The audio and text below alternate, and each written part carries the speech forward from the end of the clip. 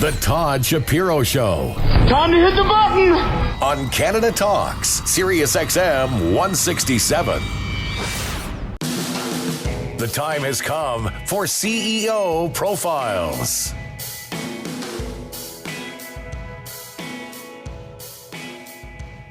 All right, one of my favorite segments weekly with Lifted Innovations, Lifted.com's CEO, become a good buddy of mine too now. Really enjoy talking to him. He's so inspirational and he's really well spoken. There's a reason why he is the CEO. Please welcome Brandon Ward. Hey, dude. Todd, how's it going, brother? Man, I got to say, dude, not a fan of baseball out here. Jeez. You know, who's your team? Who's your team? I'm a Red Legs fan, so Cincinnati Reds. I grew up a couple hours south of Cincinnati. I also grew up playing baseball, so I really enjoyed the catching the end of that conversation you guys were having. No, we can pick up on it. Listen, I'm a diehard baseball fan, right? And being in Toronto, of course, we had that great what's it called, Stanley Cup run back in '92. What do they call it again? No, I know, World Series. I'm just messing with you. I'm just joking around. And in fact, I was the Reds actually in one of those, I believe. I think, or during something like I believe you guys beat us or something, if I remember correctly. I already kind of forget I remember playing the Braves so much, but we were always going against the Braves. But when I was I guess I was in college at the time, I was going to Carleton University in Ottawa, Brendan, and I'll never forget my dad called me in the first ever playoff game in the first ever World Series game ever in Canada. My father called me and said, I got an extra ticket. You want to come down? From Ottawa. I had to drive down. Yeah, it was a really special moment and really cool. So I love baseball. That's how long I've loved baseball. What I hate about baseball is I feel like, unlike other sports, they haven't really adopted to like a new day and age. And we know this new day and age, especially you working for a tech company, man. Like everything's expedited, everything's quick, everything's got to be efficient. And baseball to me isn't that, but also everything's got to be gratifying immediately. And with baseball, it's very hard to be gratified and feel satisfaction because just not enough teams make the playoffs. And so if your team's out of it in June, which the Jays for sure will be this year, they're going to be out of it opening day, which is tomorrow. There's no point in me investing my time or money into baseball this year, knowing that they don't have a chance in hell to get to the playoffs. I see. So I appreciate you kind of laying the groundwork of that talk, because I wasn't sure if you weren't a baseball fan, but so I see what it is. I'm with you, man. I think the reasons that you said a lot of people are losing interest now, I think at least in the time we live in, is actually, I think what makes baseball so strong is it's from a kind of a different world, a different time, and it's that kind of classical sport that's been around for such a long time. But I do see where you're coming from the playoff perspective, because you're right. Even the wild card games are one game series, and you're at and then what, you have 8 teams or 6 teams. It's not a lot, and the series are so. And I've witnessed that, man, so many times where the Reds have struggled the past few years, where I get excited about the season started. I always get the MLB package for the single team so I can watch all the games later after I get out of work and stuff. It's always, but dude, the season could be over by the All-Star break, and it's hard to watch games that don't matter, and it's 162 game season. So I understand. I agree. I think expanding to maybe 12 to 16 teams would really be like a big boost. I think 16. Every other sport does 16. So why not just do 16? And that way it keeps people interested in it. And yeah, maybe the first rounds, maybe there's a bye. Someone suggested something on our show, I think, that there was a bye for the top 8, and then the bottom 8 play it out first, and then get that opportunity to play the next 8. But and then you do 3-game series at that point, and then you get back to your 5 and 7s.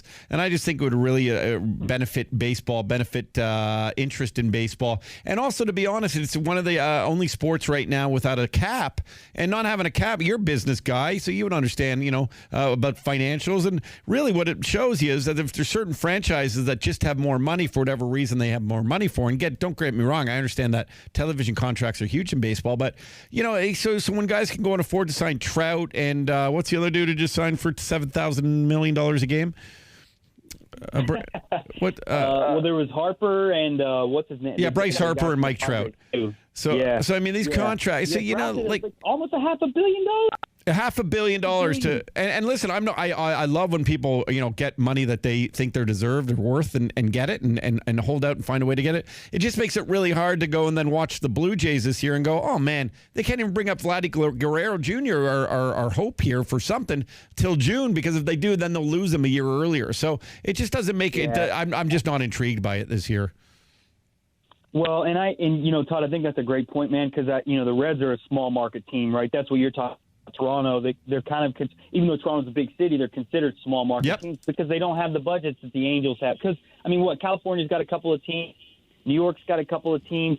The Red Sox, a lot of these big market teams have massive, massive budgets to buy whatever they want. So I agree with you, man. There is the other leagues, to your point, have made adjustments based on the world we're living to kind of create a more equal playing field so that the games are more enjoyable and patrons are more engaged. I think baseball could benefit hugely from a tweak on the way they lay out their season. I like the model you just laid out too. The bottom 8 with the bye and doing I think that could be a good play for them, man. So that's cool. Well, Brandon Ward, wasn't sure if you just hated baseball. No, I love baseball. I just don't love when my team sucks. So yeah, because it's painful, man. It's a long, painful season, and when and like I said, the Reds have been struggling as well. It's like you said, man. And the same thing. There's a young guy, Nick Senzel, that's been a big prospect in the majors, but they won't be able to bring him up on opening day. Same reason that you were saying about Vlad Jr. Because if they do, you lose a arbitration with them, right? So they have to delay and all this kind of stuff. So it's interesting. Very interesting. Brandon Ward, Lifted Innovations, lifted.com. Let me ask you a question. Speaking of long and painful, businesses and success of businesses and getting businesses truly going can be a really arduous, long, and painful task. Is that something that you try to remind people? Oh, man, so much so. You got to set, I think, appropriate expectations.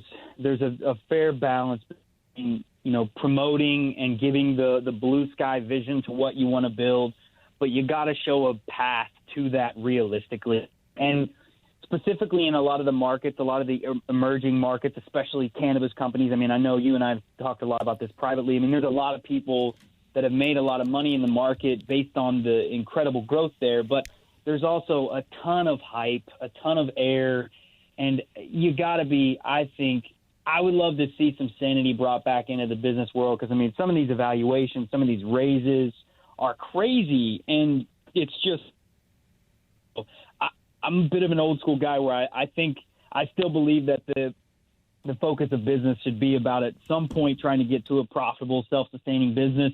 And I think setting honest expectations about what that means is how you go about doing it, man. It's a long-term strategy, Are you getting, by the way, Brandon Ward, are you getting is someone calling your call waiting right now like a million times, or is there some breakups going on? Am I breaking up here? Yeah, on the phone a bunch. It's all right. We're just on air. Not. Yeah, hopefully it'll come back there. No worries, man. No, don't want to. Not try to. Definitely. So I'll keep an eye on it. Let me know if it keeps busting out, Todd. Hopefully that doesn't keep happening, buddy. No, it's okay, man. I don't know. Are you there? I don't know if you caught that now. We good? Yeah. Why don't we do this? Let's just quickly hang up and call right back. But I was going to do that because I don't want to miss anything more.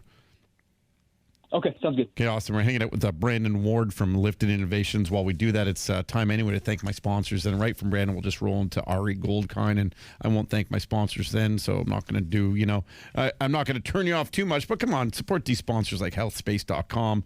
HS is their ticker symbol, a publicly traded company, thanks to enthusiastgaming.com, one of the world's largest gaming networks. EinsteinExchange.com for your cryptocurrency trading needs. Our good friends over at Lake Wilcox Brewing. We're the official craft beer of the Toronto Rock, and we also have our beer, the Oomph Lager, in about 70 different beer stores and LCBOs. Thanks to Fielding Estate Winery, Permescent.com, where you can make love longer, and our title sponsor, Venbex. Okay, Brandon Ward, we got you back. How you doing, buddy? We back, Todd? You hear me all right, brother? Yeah, we definitely got you better. Thanks. I just wanted to ensure that. We often talk about, and you've informed us over the last 3 months about startups and working and stuff. One thing I don't think we've really, really delved into, and I would love your advice on, is how you take an idea to become a business? Because so many different people have ideas. So many people will, flirt with great ideas and then maybe even give themselves a little shrug of the shoulders, like, I never did it. I never did anything. And look, this guy now, I just saw there's a big acquisition with this startup and Kellogg's bought a nutritional brand for $600 million, which they did a couple of weeks ago. I wanted to start my own nutritional brand. So really putting thought to paper and then paper to action is how do you recommend people go and just take a chance at a risk? Yeah, man, I hear that a lot, and I think it's unfortunate because it's a bit of armchair, I guess, entrepreneurialism, if you will, and you just got to start, man. And I always think starting small is a great way. Like, if you can get one person to buy into your concept, one person to buy your product, one person to download your app, and you kind of start building on that, then you have something that the market has said yes to. If you can get a yes in some form or fashion, then you can start to dive in there. But, I mean, ideas are cheap, man. Execution is what's hard. That's where real business happens. And, is very inspiring, and he always talks about that, man. And I think we're so afraid of making mistakes and being perfect and getting everything right. I'm a huge believer in getting to market first, learning from your customers, and evolving and adapting. Businesses, even the most successful businesses in the world, most of them start very small. I mean, when you think about all the companies that are very large now, they all started very small. They started very niche, very focused on what their products or services were, and then they started engaging with the market, and they grew from there. You just get started, and whatever it is inside of us, we have this fear of being wrong or not perfect or making mistakes. If you're interested in business, and you got to kill that inside yourself and just go for it, because it's only going to hold you back, It really does. Well, I really appreciate it, Brendan. I hate to do this, man. We're going to cut you short today. The phone's really having difficulties, and I just don't want it to make it unlistenable for some. But why don't we do this? We'll make sure we'll get you on a better line and a better connection next time. We'll spend an extra. We'll make sure we'll do a full segment and then some. And perhaps we'll even do it on. We can do some. Bilau's got a special app that he can give you that you can connect and dial in, where we won't have this issue. Perfect, yeah, Todd. And I'll be in town next week, man, so we can do in studio. Oh, even better, man, even better. So why don't we do this? Full half hour next week. When are you back in Toronto? I'm flying in on Sunday, so we can do our same time. We'll just, if you want, we'll do 6:05 your time, and we'll just extend it out if that works for you, brother. Let's do it that way. I'd love to get back into this. These are good. This is very, I love what you're asking me. I would love to pick up where we left off today if we can next week. Yeah, please, definitely. Let's do that. Brandon Ward, Lifted Innovation CEO, our entrepreneur. If we could only now get you on a tech company to get a better phone company going or something, we need better connections. But one thing I'll say to that before we go, and maybe, I do find it interesting with because the phone seems okay now for in 2 minutes. You're in a tech company that obviously dabbles within cannabis, but, with tech, there can be issues too. And is that a difficulty for business? You got to rely so much on advancements and on technology that if that craps out, things can get messed up. Yeah, I think just anticipating that it's going to happen. It's a part of technology. It's a part of things and growth. Things are going to drop. Things are going to mess up. Systems are going to miscommunicate. I mean, we had something like that going on today with one of our distributors. It's a big product supplier for us. So it just happens. You got to have a team that's ready, and you got to expect that it's going to happen. So knowing that it's going to happen, that reduces that kind of panic, and you just want to get to solving problems. As long as you got your problem-solving cap on and you kind of keep your cool, things tend to always work out. Plus, that's why you hire smart people, man, because I've got some smart guys and gals on my team that are very proactive. So you got to surround yourself with good people, man. How much of business plans, when people put it into place, factor in, issues? Because we all want to be optimistic, but, generally we don't want to be pessimistic, but I guess you have to do that to be realistic. Yeah, and dude, that's what I was saying earlier it's that combination, man. You got to realize that things are going to mess up. Timelines are going to get delayed. Products or services aren't going to work out like you plan. People aren't going to deliver the way you expect. You just got to kind of factor that in and adjust. As long as you got a true north that you're working towards, and if something doesn't work out, then you find a new solution or find a new opportunity to kind of layer something in, or maybe you have to scrap it and start over. But I think you just got to have the ability to pivot and learn quickly and just have that true north. I think that's so important, especially in the early days, is that you're going to be kind of wiggling around a bit, but as long as you know you're going towards that general direction, you'll find ways to solve problems and find good solutions to these problems that pop up as they do. It's amazing what you just said, how applicable that is to almost anything in life, and how we can take these great lessons and life lessons and apply them to business. And I mean that in whatever business you're in, whatever your relationship you're in. There can be issues, but it's how you deal with them calmly. It's how you have sort of backup plans on how to solve them. Or if you don't have those in place, you got to remain calm and figure out ways to do that, because there's no point in blowing anything out of proportion, is there? No, man. And Todd, I think this speaks to something deeper in our society right now. I think a lot of people are generally unfulfilled in their lives, and they struggle with this for so many moments in my life. And finding purpose and finding things that you believe in, it removes that desire to create drama out of small problems. And when you remove that and you feel you have fulfillment in your life, you're driven by purpose, you start attacking things creatively. You look at it as an opportunity to grow and to learn and utilize the skills that you have, as opposed to saying, why me, why me, why me? And we have the victim mentality a lot, and it doesn't move us forward, and it really doesn't solve the problem at hand.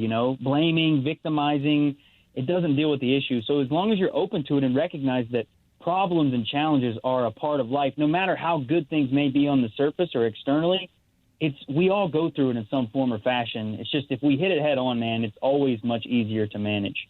Fantastic advice, and I'm really happy we extended the segment a little bit longer. Look at that. We had a bit of a problem. Somehow the cell phone god spoke to us and realized that we wanted to speak to everyone, and they helped solve this one today, quite luckily, but we didn't give up on it. Brandon Ward, make sure you go and follow him at Brandon Ward, CEO, at Lifted Innovations, lifted.com. We love it, man. We love these segments. I'm really looking forward to see your very good-looking face, my friend, here in studio next Wednesday. Thank you, Todd. I appreciate that, man. I'm very excited to see you in person as well. It's been a while, so the studio sessions are always fun, brother. So have a good rest of your week. I'll see you next week. Okay, cheers, Brandon. Thank you for your time. All right, cheers. This is the Todd Shapiro Show on Canada Talks, SiriusXM 167.